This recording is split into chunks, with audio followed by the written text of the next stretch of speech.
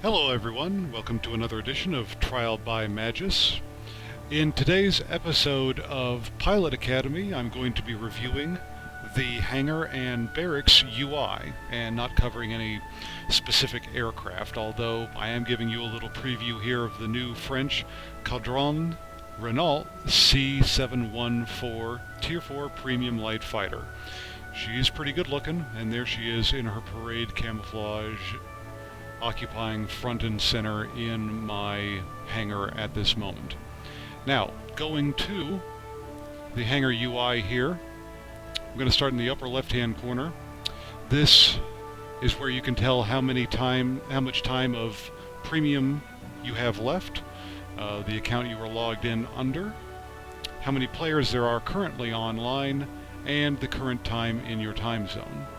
Below that, you have the Premium Extension UI. You just click on that button right there and it's up this right here, which allows you to exchange gold that you have in-game for more premium time, or the new tokens, which I will cover next. The tokens is something that has been introduced in past War Cache events. After the conclusion of the Winter War Cache from 2015 to 2016, the tokens were persistent and are now used in order to extend premium time or purchase hangar slots. These tokens are earned through these right here, daily missions that are completed at low tier, mid tier, and high tier. And you can get details on those just by mousing over them and waiting for the pop-up. The final thing on the left side of the UI here is the Mission and Specials menu, which will tell you, what current aircraft you have specials on, all of them, the ones that are upcoming, things you've already completed, and your anniversary aircraft. This is one you want to look out for because sometimes you'll get so many aircraft. If you purchase a lot of them at once in the past, you'll have a lot of them come up and it'll be more than pops up in the lower right hand corner when you first log into the game. Specials, which are discounts on purchases, also are listed here. There's nothing upcoming, but that's where you would normally see them. On the right, moving back to the top of the screen here, there is a section that I have missed. Here is the home button. It'll take you back to what we're looking at right now. Service. This shows you what ammunition you have loaded on the aircraft, the option to load the other types available in-game. This is also where you go to mount the consumables on your aircraft. Next over is the upgrades. This shows you what equipment is mounted on your aircraft. Now, the Caudron here, seeing as it's a premium, only has the equipment that it comes with and no alternatives for things you can add or switch out. Some of the premium aircraft like the ME-210, the NC-1070, and other heavies and attack aircraft, this is where you will choose rockets and bombs to mount on the aircraft.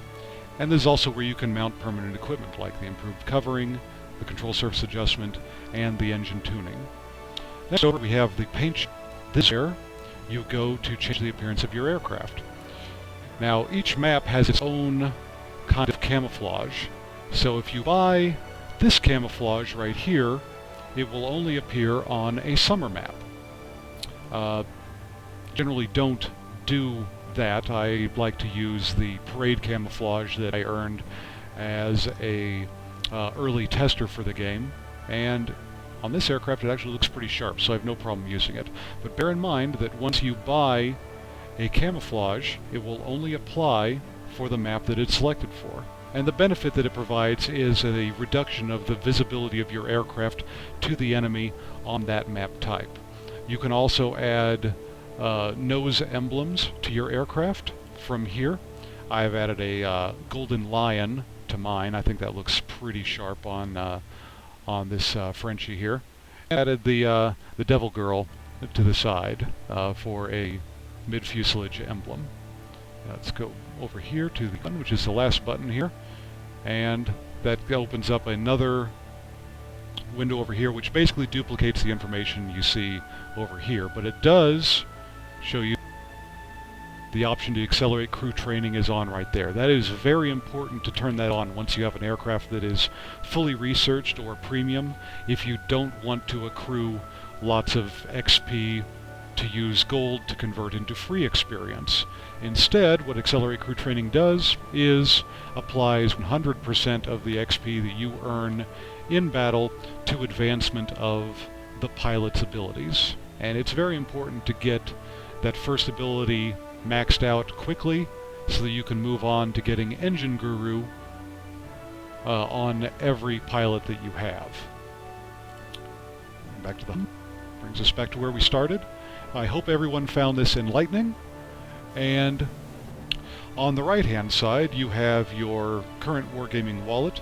This shows you how much gold you have available to exchange for pilot training, pilot retraining, hangar extension, barracks extension, and premium time purchases, as well as premium vehicle purchases.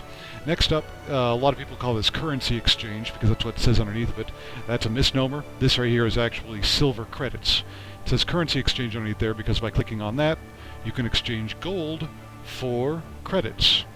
And while this is possible, the exchange rate seems high at 1 gold to 400 credits, you're throwing away real money in the form of gold for temporary and transient money that gets spent at the end of every single battle. That is one of the worst ways to spend your gold in any wargaming title, not just Warplanes. Finally, on the far right-hand side, you have what several people have called the experience exchange, but again, this is free experience.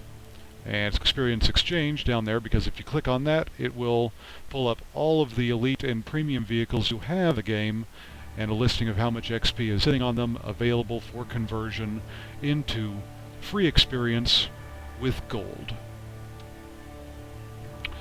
Finally, on the right-hand side of the screen, you have the last bit of the UI on the top half.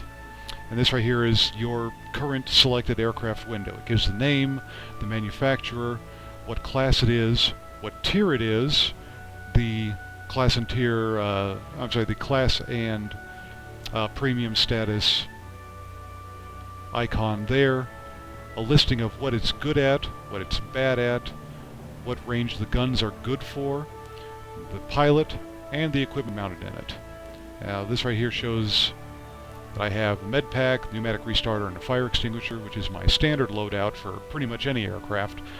And then over here, improved covering 2, control surface adjustment 2, and engine tuning 2. Now, I think that those right there will be pretty good for the current aircraft, but I just happen to have those sitting around in my depot, so I just mounted them without having to buy anything else. Now, the final thing you can do from over here is manipulate your pilot. Now, by right-clicking on his face, you can bring up his personal file, send him to the barracks, or open the barracks screen, or dismiss him. Now, be very careful that you don't ever hit this dismiss button, because you will get a prompt to confirm after you hit that. And once you hit the confirm button, the pilot is gone, lost forever. There is nothing that Wargaming can do to restore that pilot to your account. So be careful of that. And I would recommend actually installing a modification for the game produced by one of the few remaining productive and helpful community aces, Dr. Sinister. And you can find that in the mods subforum on the forums underneath Dr. Sinister's mods. Now, on this pilot right here, I'm going to show you how to train them up. Right-click on the pilot's face, left-click on Personal File, and it will bring up this screen, which shows all the skills that you can get on a pilot. Clicking on this right here, and I want to put increased view range on him, because stamina, not that useful, firefighting, also not that useful, because both of those are covered by consumables I've already got mounted on the aircraft, and you want to be able to spot an enemy plane before it can see you. That takes care of the top half. Let's take care of the bottom half. Down here is the carousel. This shows all the aircraft in your hangar, and you can make that more finite by selecting any number of limiters down here on the left-hand side above it, by favorites, anniversary aircraft, experience bonus, remaining for the day, whether it's a premium or elite. You can also select by tier, by class, and by nationality. Moving towards the middle, You have the Assemble Flight button, which you can use to assemble a flight quickly with contacts you have added to your contacts list, which I will get to. Here's the Battle button. If everything is ready and good to go for you to jump into a fight, and you have the aircraft selected and the pilot you want to use in it, this is the button you hit to get into the action. Over here, we have the Battle Selection key. This right here tells you what kind of battle you're queuing up for, whether it's individual training, a standard battle, or a team training room which you create and set up yourself. Now down here on the bottom, you have a clan chat window. All these windows over here are PMs and private chat windows for persistent channels in-game where I gather and hang out with other Warplanes pilots that are outside of my clan. The next window over on the left is the channels list. This is where you can look for and join official channels, or create your own channel, or add favorite channels that you've been invited to that have been created by other players. And finally over here we have the contacts list. This is where you can search for people that you know in-game and add them to your contacts list, and then organize that contacts list by clan, club, however you want to break down your contacts list so it's not just a giant list of names, and it's more easily organized and next. Now that is everything for the Hangar UI. Now take a look at the Barracks UI.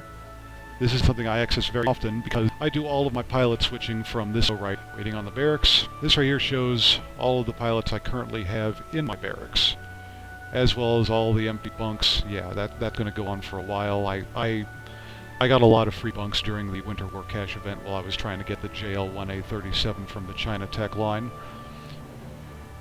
And that's it. Don't think that I've missed anything else. Hello there, Mr. B-17 back. Hello. Hope to see you in game sometime. Not going to hold my breath. If there are any questions about anything that is in the UI that I have missed here, leave a comment and I will address it at a later time, or immediately with a reply comment of my own.